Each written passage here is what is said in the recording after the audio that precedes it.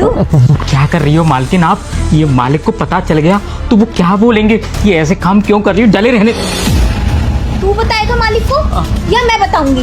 कोई नहीं बताएगा। तो फिर हाँ। और ये पनीर की जरूरत ना मुझे ज्यादा है, ना कि उस बुड्ढे को जो बैठा बैठा खाता रहता है। और ये देख, पूरा एक पनीर इसमें छोड़ रही हूँ और डाल जल्दी से अरे इसमें। नहीं, मत करो ऐसा। डाल ना, तुझसे बोला मैंने। ये देख बन गई ना पनीर की सब्जी। उठा उठा जल्दी अब वो उठा। पनीर गया अंदर, जाने दो। ये मिलाओ आप। ये बन गई पनीर की सब्जी। अब ये खाएगा बुड्ढा। मेरा पति ना वहाँ फौज में बैठे बैठे अपने पापा यानी कि मेरे ससुर जी के लिए पनीर की सब्जी ऑर्डर कर रहा है। कभी दाल मखनी, कभी ये कभी वो। अरे जरूरत मुझे है उन्हें है, वो तो हो गया, उनकी उम्र हो गई, जाने वाले अब तो वो रोज रोज उनके लिए ऑर्डर कर देता है। तो देखो कितना पैसा, और मैं मांगती हूँ तो कुछ भी नहीं निकलता उसके पास। सही बोल रही हो मालकिन।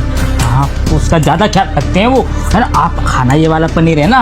अच्छा सॉरी, वहाँ उनके माल के बाप को खवाना है। तो सब मालूम है मुझे। तुम चुप रह। अच्छा, ज्यादा बोलने लग गया। तेरी में ना सैलरी काटूंगी मैं, नहीं, तब नहीं। तुझे पता लगेगी। बिल्कुल नहीं काटनी है। वही पनीर की सब्जी रेडी। अब ये खाएगा बुड्ढा, उसे क्या पता लगेगी। और वैसे भी उसके दांत कमजोर होते जा रहे हैं, तो वो चबा लेगा यार।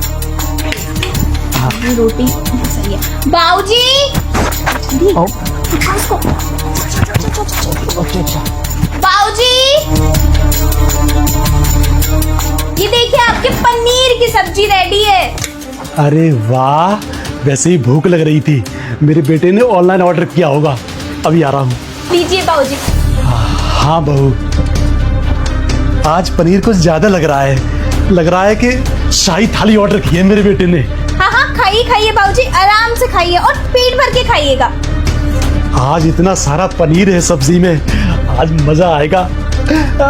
बहू तुम भी खाओगे क्या पनीर? नहीं नहीं नहीं नहीं, आप खाइए। आपके लिए मंगाया, आपके बेटे फौज में से बैठे हुए, तो आप पहले खाइए ना। मैं तो क्या है, मैं तो खाती रहती हूँ। हाँ, मेरे बहू और बेटा कितना ध्यान रखते हैं। भगवान ऐसे बहू बेटा सबको दे। डेली डेली पनीर, कढ़ाई पनीर, शाही पनीर, मटर पनीर, मेरी हर जरूरत पूरी करते हैं। तभी तो मैं जवान होता जा रहा हूँ। ऐसा लगता है बहू कि अगर मैं ऐसे ही खाता रहा ना तो 10 साल बाद बिल्कुल 18 का हो जाऊंगा। दोबारा शादी करनी पड़ेगी मुझे। मजाक कर रहा हूँ मैं। बाबूजी रोटी ले आऊं? और मैं रोटी ले आना, लेकिन इतने पनीर से ही पेट भर जाएगा मेरा। आज तो मैं डट के पनीर खाऊंगा मैं। अरे वाह, ये तो कुछ स्पेशल वाला पनीर है। अरे वाह।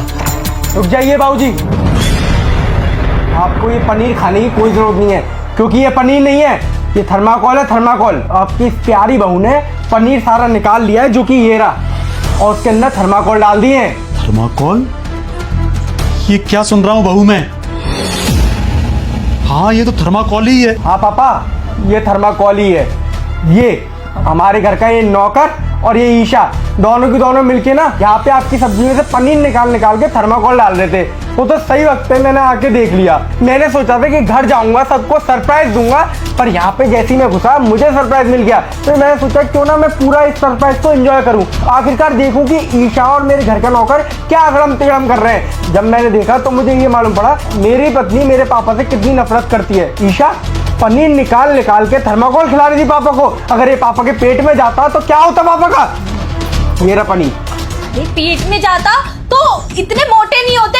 तुम्हें पता है पनीर इतना भी नहीं खाना चाहिए। तुम डेली डेली पनीर भेज रहे हो, कभी कुछ भेज रहे हो बाहर का ना, इतना भी नहीं खाना चाहिए। और पनीर की जरूरत तो मुझे है। मुझे देखो कितनी पतली सी हूँ मैं, तुम इनको खिलाते हो। इनको डॉक्टर ने कितना मना किया है कि बाहर का खाना नहीं खाना चाहिए, फिर भी तुम डेली कभी कुछ भेज रहे हो, कभी कुछ भेज रहे हो। ये ना कोई वो नहीं करते, बड़े आराम से खाते हैं कि मेरे बेटे ने भेजा है। इसलिए मैंने कहा जरूरत मुझे भेजते तुम इनके लिए हो, मुझे भी तो जरूरत है। कभी तुमने मुझे पूछा है कि ईशा तुम्हें क्या खाना है? बस पापा जी पापा जी पापा जी।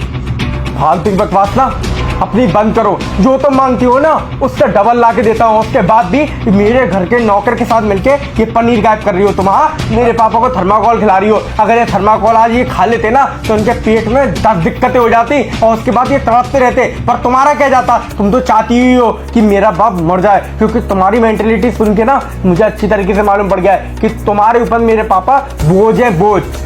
और अब मैं तुम्हें एक घर में नहीं रखूंगा, क्योंकि जब मैंने तुमसे शादी करी थी मैंने तुमसे साफ साफ बोला था कि मेरे घर वालों को तुम्हें ध्यान रखना है और किसी बात की तुम्हें कोई दिक्कत नहीं आने दूंगा। और तुम मेरे पापा के साथ ये सब कर रही हो। पापा, अपन दोनों ना इसके घर पे चलते हैं और उसकी काली करतूत के बारे में बताते हैं इसके घर वालों को। यही सही रहेगा।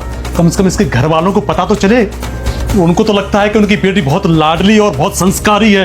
ये है संस्कारी, थर्माकोल खिलाती है ससुर को। और तू हाँ भाई। तू क्या सोच रहा है? हाँ। तू बच जाएगा।